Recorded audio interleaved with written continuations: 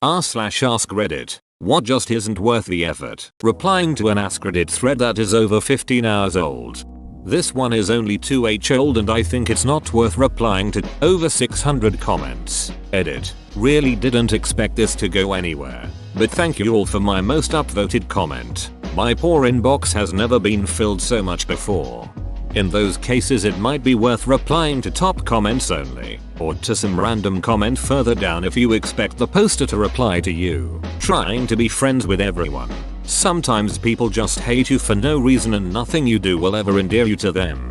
You can be the ripest, juiciest peach in the world, but there are still going to be some people who hate peaches.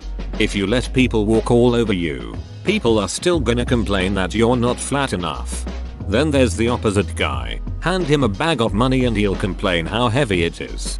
There's a girl at work who hates me right now. I like her fine. We basically get along. We split the work. And then she complains to management about everything I do and every little benign joke I make. Luckily, when management talked to me about it, they said she was ridiculous. You just can't make some people happy.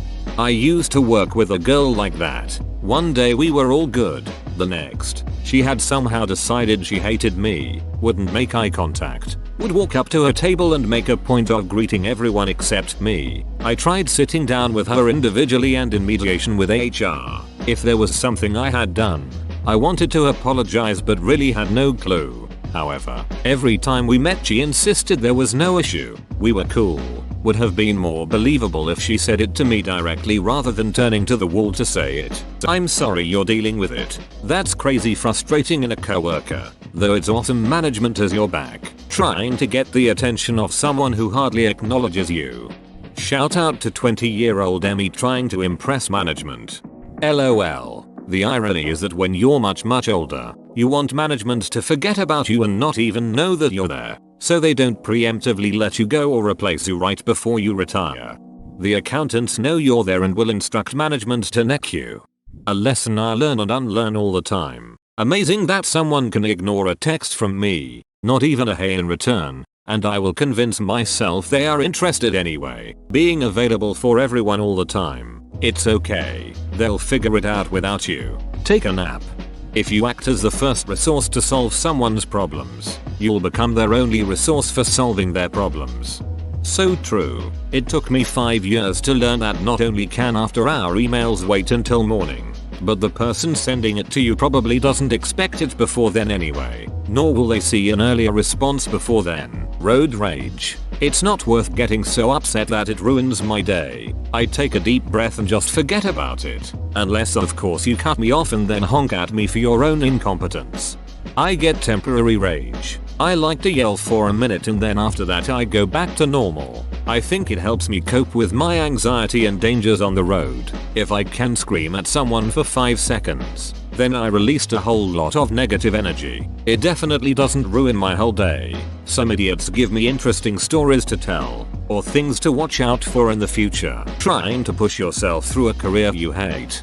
This is something I really needed to hear. Or, actually, read LOL. I am really struggling to understand when it will be the right time to change job. I am working with awesome people. My boss is a good person and a great mentor. I am surely learning something new and useful, and I want to complete the projects that been assigned to me, and I have only received positive feedback on my work up to now. Also the pay is quite good for being my first job after graduation.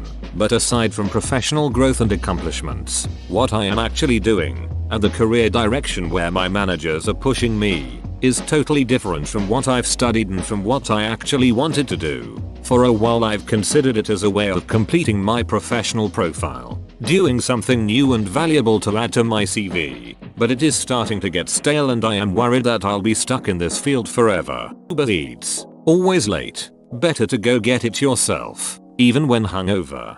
And costs like $10 more minimum. Why, see, these are the answers I wish you'd see higher up the thread. It's actually something that's not worth it and might be informative to people who've never actually tried Uber Eats and you spared them some aggravation. Instead we get answers like being in relationships with toxic people, Well golly gee, you don't ducking say. Being in a relationship with a piece of shit or someone who ignores you isn't worth the effort. Get out of town. Making an analogy online. It will get picked apart. The best is when the person you're trying to illustrate a point to is like, that doesn't make any sense and isn't relevant. Nah dog, you're just stupid. I saw someone return a bag of Doritos to Target because they did not like them. I work in retail. You should see the shit that people return. Like single candy bars that cost 90 cents. Washing an Onishi your kid had an epic blowout in. Just throw that shit out. Kid won't fit in it much longer anyways. The day my kid left diapers, I told my husband, if the boy has a poop accident, throw away the undies. Ain't nobody got time for that shit. Making my bed. Nobody is coming over today and I'm just crawling back into it tonight anyways. No thanks.